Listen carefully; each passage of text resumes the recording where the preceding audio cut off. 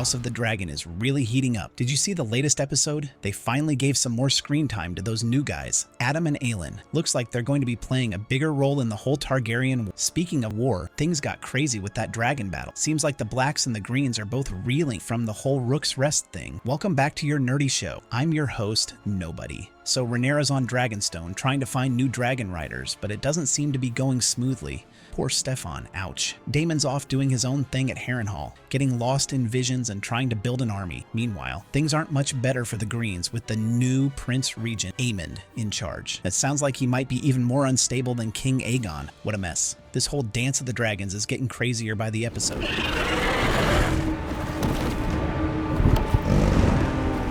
Seasmoke has new rider now, dude. Did you see the end of House of the Dragon?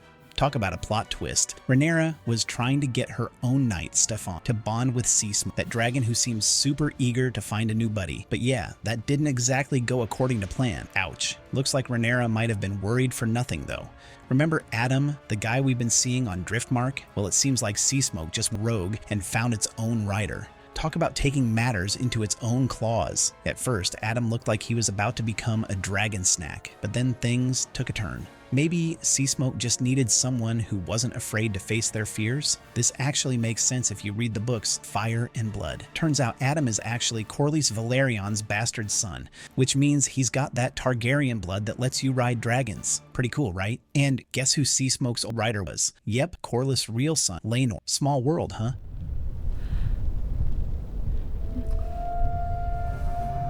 Mysaria has new partner House of the Dragon is really throwing some curveballs this season. Remember how in the books, Mysaria and Rhaenyra were just political allies? Well, forget that. The show is giving them a whole new storyline with some serious romantic tension. There were definitely hints earlier in the season things might go beyond just strategy talks, but episode 6 sealed the deal. They finally got physical. It seems like Rhaenyra might be digging the attention. Mysaria is the only one treating her like the queen she is, which is a nice change compared to everyone else. Plus, getting close to Mysaria could be a way for Rhaenyra to feel like she's one-upping Daemon. Mysaria seems genuinely on board with Team Rhaenyra, but there's still some history with Daemon that could complicate things. This whole situation is messy, but hey, that's what makes good drama, right? What?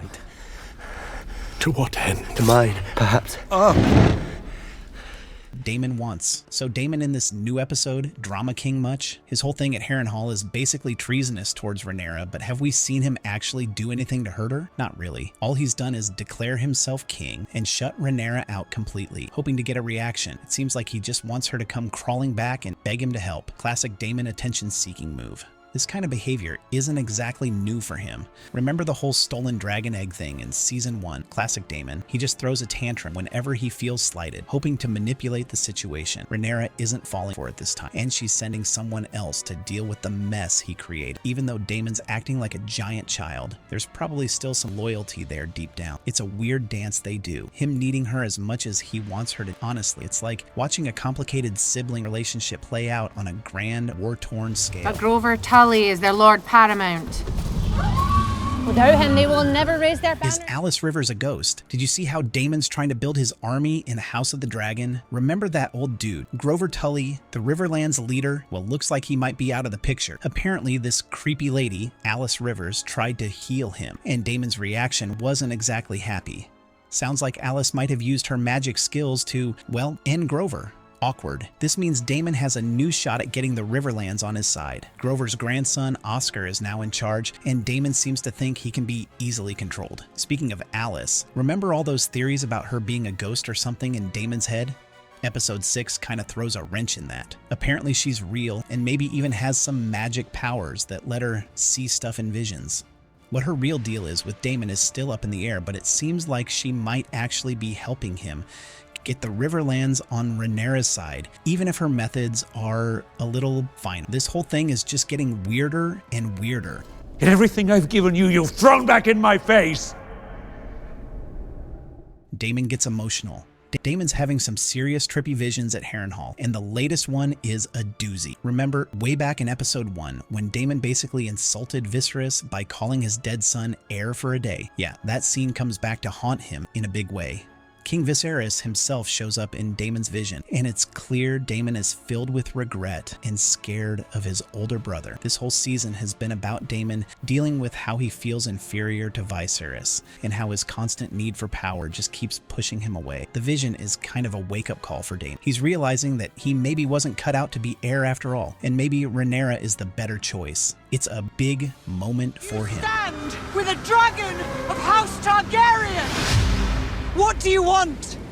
Episode 7. Expectations. You House of the Dragon fan, Episode 7 is supposed to be huge. Remember all those teases of Rhaenyra facing off with the guy who rode off on Seasmoke, Adam of Hull? Yeah, that's finally happening. This could be a major turning point for Rhaenyra. If she can convince Adam to join her side, it would be a win and give her a much needed boost. Plus, it paves the way for the sowing of the seeds, where they find even more dragon riders. Meanwhile, Daemon's freaky visions seem to be wrapping up. With the old Riverland leader gone, Daemon can finally get down to business and build his army. Looks like a Lannister showdown might be brewing too, especially since the Green Council can't seem to agree on a battle plan. Sounds like things are going to get heated in the final episodes of House of the Dragon Season 2. So this was for today's See You in our next video. Till then, bye bye and take care.